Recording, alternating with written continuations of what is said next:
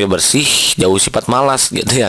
Karena malas itu kan tidak harus selalu bersih saja, bisa jadi untuk misalkan untuk mendapat nilai tinggi, jauh sifat malas, bisa aja kan kayak gitu. Kurang percaya diri adalah hal biasa, ini apalagi gitu ya. Jadi kalau begitu jawaban yang paling tepat udah yang begitu kan Ansen inap jadi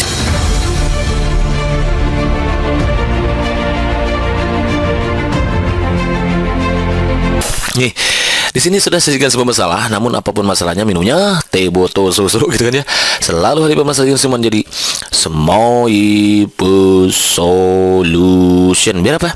Iya betul, biar inspirasi gitu kan ya. Lagi katanya ya. Number one, salah satu bentuk pengamalan sila keempat dalam sidang PPKI tanggal 18 Agustus tahun 1945 yang merupakan sidang pertama PPKI yang dilaksanakan tepat sehari setelah pembacaan proklamasi kemerdekaan Indonesia adalah bla bla bla. Tuh kan kawan-kawan. Ya, nggak kita lanjutin dulu bacanya ya. Mengesahkan Undang-Undang 1145 sebagai konstitusi negara. B. Memilih dan mengangkat presiden dan juga wakil presiden Indonesia secara aklamasi. C. Pembentukan Komite Nasional Indonesia Pusat KNIP melalui pemilihan umum. D. Membentuk 12 kementerian dan 4 menteri negara melalui pemungutan suara. E. Membentuk Partai Nasional Indonesia. Itu kan kawan-kawan.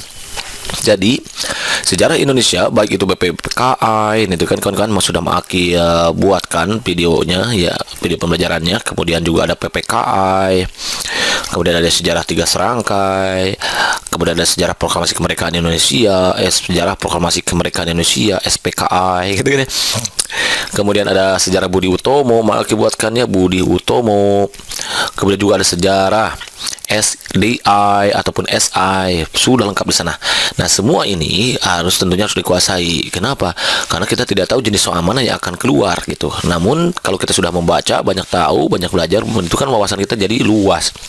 Kalau wawasan kita luas, maka nanti insya Allah kita akan bisa menjawab soal yang diberikan. Seperti atau kayak contoh yang Maki berikan berikut ini. Nih. Jadi di sini memang yang ditanyakan adalah pengamalan sila keempat, di mana kata kunci sila keempat itu, sebagaimana Maki katakan beberapa pertemuan yang lalu, sila keempat itu kata kuncinya adalah demokrasi, kawan-kawan. Jadi kerakyatan dipimpin oleh kebijaksanaan dalam permusyawaratan perwakilan demokrasi atau musyawarah untuk mencapai mufakat kan gitu ya, untuk mencapai mufakat. Nah, kalau ada kata-kata ini ya udah kemungkinan itu adalah implementasi dari sila keempat. Namun yang jadi masalah ternyata di sini bentuk pengawalan sila keempat pada sidang PPKI tanggal 18 Agustus tahun 1945. Otomatis dong kawan-kawan, berarti kita harus tahu sidang PPKI, kan? Jadi nggak ada yang sia-sia kalau kita belajar ya. Semuanya insya Allah akan berguna itu. Seperti kita ketahui bahwa di video-video Maki sebelumnya, bahwa sidang PPKI itu ada 3 kali, walaupun beberapa buku menyatakan 4 kali pokoknya ya. Silahkan kawan-kawan yang penting tahu aja yang mana, karena nanti soal nggak mungkin keluar kedua soal yang berbeda gitu kawan-kawan, pasti nanti tujuannya sama. Sidang PPKI yang pertama itu adalah tanggal 18 Agustus kan, sidang yang kedua tanggal 19 Agustus, kemudian yang ketiga ada 22 Agustus. Nah, untuk mengetahui untuk menjawab soal ini, berarti ya udah kita harus tahu apa? Tahu isi dari hasil sidang tanggal 18 Agustus tahun 1945 ini. Yang katanya hasil sidang itu mencerminkan sila keempat ketika pengamalannya gitu kan ya. Yang A, mengesahkan Undang-Undang 1945 sebagai konstitusi negara. Apakah dia memang masuk ke hasil sidang tanggal 18? Masuk kan? Masuk. Tapi sayangnya di sini tidak ada kata-kata demokrasi. Berarti ini wrong. Dia masuk tapi nggak tepat gitu, wrong ya. Yang B, memilih dan mengangkat presiden dan juga presiden secara aklamasi. Apakah dia masuk hasil sidang tanggal 18? Masuk. Kira-kira dia mencerminkan sila keempat nggak? Nah, bisa jadi karena di sini ada kata aklamasi gitu kan ya. Pembentukan Komite Nasional Indonesia Pusat melalui pemilihan umum. Apakah KNIP itu dibentuk pada tanggal 18? Betul, dibentuk tanggal 18, tapi ternyata bukan melalui pemilihan umum kan? Nah, ini ada kata-katanya yang ini jebakan Batman. Jadi ini wrong. Membentuk 12 kementerian negara dan menteri negara melalui penguntutan suara nih. Apakah 12 kementerian ini dibentuk tanggal 18 ini? Enggak ya, kalau nggak salah ini tanggal 19-nya. Berarti ini udah jelas wrong. Jadi penguntutan suara juga enggak kan, kalau ini tidak melalui penguntutan suara. Membentuk Partai Nasional Indonesia ini juga enggak masuk karena dia adalah hasil sidang tanggal 22 Agustus gitu, tahun 1945. Berarti tugas kita tinggal memilih ini B. yaitu memilih dan mengangkat presiden dan juga wakil presiden Indonesia secara aklamasi. Nah, betul ini. Jadi secara aklamasi. Jadi di atas usul saat itu adalah atas usul Otto Iskandar Dinata. Jadi yang mengusulkannya Otto Iskandar Dinata, maka dilakukanlah pemilihan presiden secara aklamasi gitu. Iskandar Dinata. Nah, jadi ternyata bentuk pengawalan sila keempat pada sidang PPKA yang pertama sehari setelah proklamasi kemerdekaan itu adalah yang B. Memilih dan mengangkat presiden dan juga wakil presiden di Indonesia secara aklamasi gitu kan. Jadi kalau kalian nggak tahu isi sidang hasil tanggal 18, hasil sidang tanggal 19, hasil sidang PPKA tanggal 22-nya, maka kawan-kawan tidak bisa menjawab ini gitu. Jadi tetap semua yang kita pelajari, semua yang kita baca insya Allah akan berguna dan bermanfaat. Coba kalau kita tidak tahu, pasti kita akan memilih pemilu itu kan ya. Kemungkinan berikutnya kita akan memilih yang mana lagi, yang pemungutan suara juga. Karena di sini ada kata pemungutan suara ataupun demokrasi. Nggak selalu gitu ya. Karena ternyata ada beberapa kalimat yang lain itu bukan hasil sidang PPKA yang pertama. Begitu kan Ansen.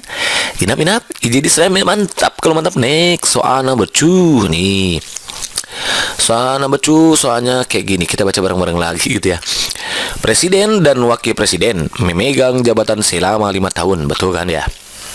Dan sesudahnya dapat dipilih kembali merupakan bunyi pasal 7 yang kemudian diamandemen dengan menambahkan dalam jabatan yang sama hanya untuk 1 kali masa jabatan.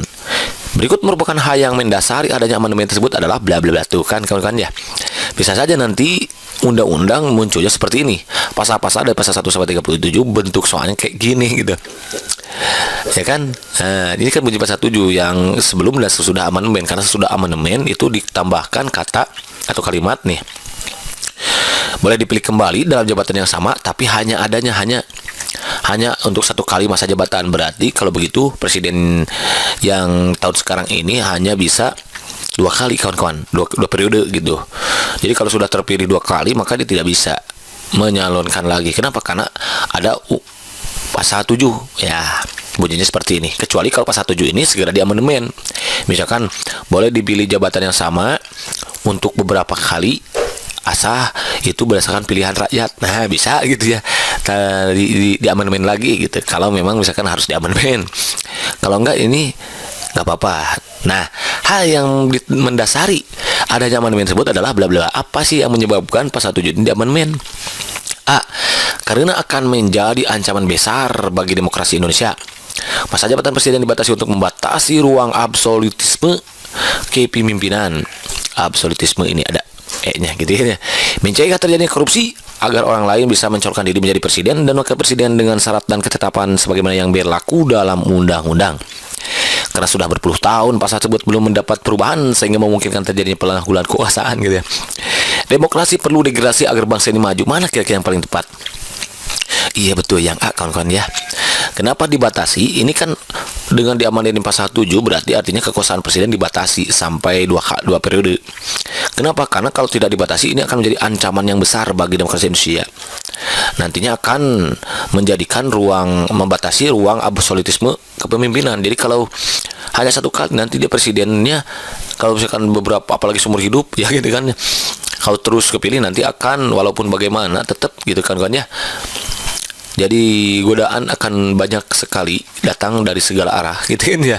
Jadi intinya begini kawan-kawan, kalau nggak dibatasi harapannya, ini harapan di amandemen itu adalah untuk membatasi ruang absolutisme kepemimpinan. Jadi dikhawatirkan nanti kalau lama kepemimpinannya nanti dia akan berlaku sewenang-wenang, kemudian penyalahgunaan kewenangan misalkan gitu ya, korupsi, kolusi dan nepotisme akan merajalela. Khawatir seperti itu, maka dilakukanlah amandemen. Ini mencegah terjadinya korupsi, betul juga, tapi ini kan lebih umum ya. Betul juga, tapi lebih luas yang ini. Karena korupsi bisa masuk ke sini, ruang absolutisme gitu. Agar orang lain bisa mencalonkan diri menjadi presiden, nggak harus ya, tidak. Tapi tidak itu yang menjadi hal utama.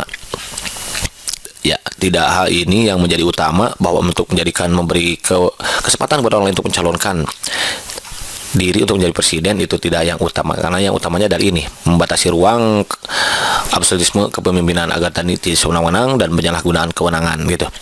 Karena sudah berpuluh-puluh tahun pasal tersebut belum mendapatkan perubahan yang bukan lagi ya ini ya, sehingga mungkin terjadi penyalahgunaan kekuasaan. Ini betul sih penyalahgunaan kekuasaannya, tapi ini kurang tepat ininya ya.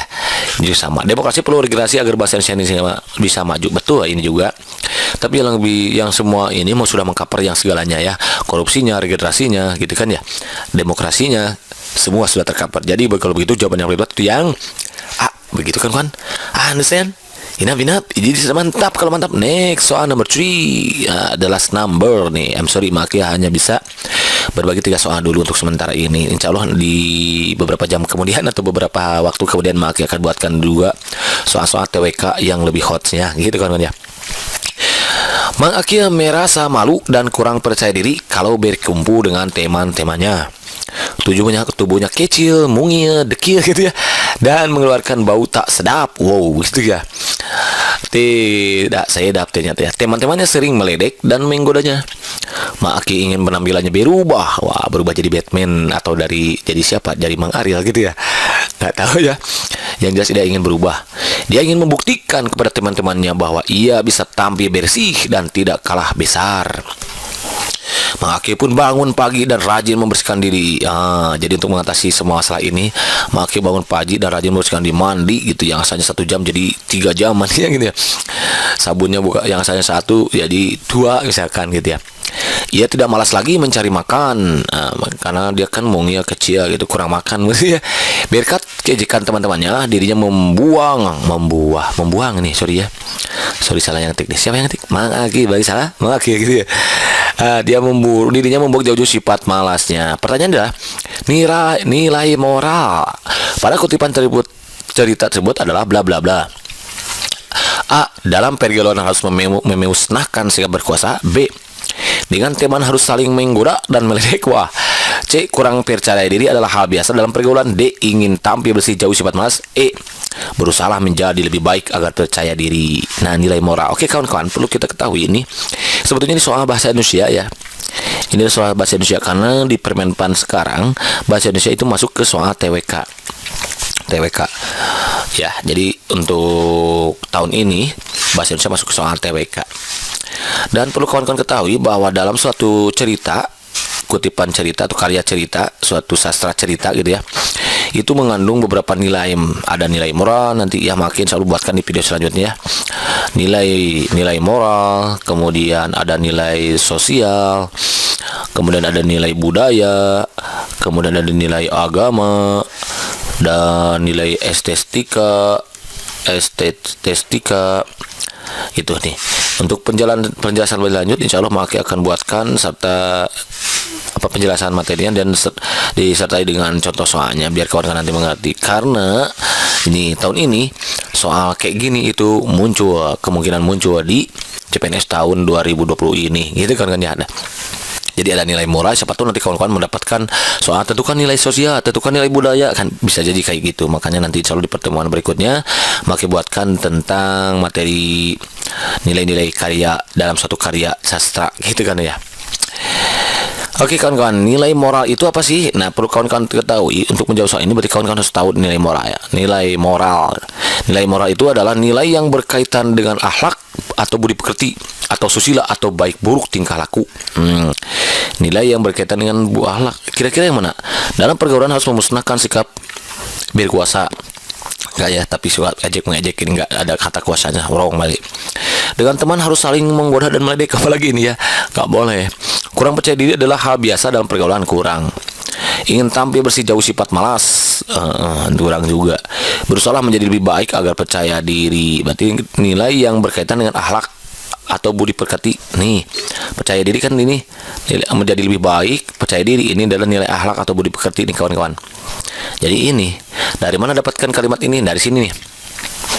Maki ingin membuktikan penampilannya berubah. Dia membuktikan Maki pun bangun pagi nih dia. Maki pun bangun pagi dan rajin membersihkan diri. Ia tidak malas lagi mencari makan. Berkat ejekan temannya, dirinya membuang jauh-jauh sifat malasnya gitu. Jadi karena yang ditanyakan nilai moral yaitu nilai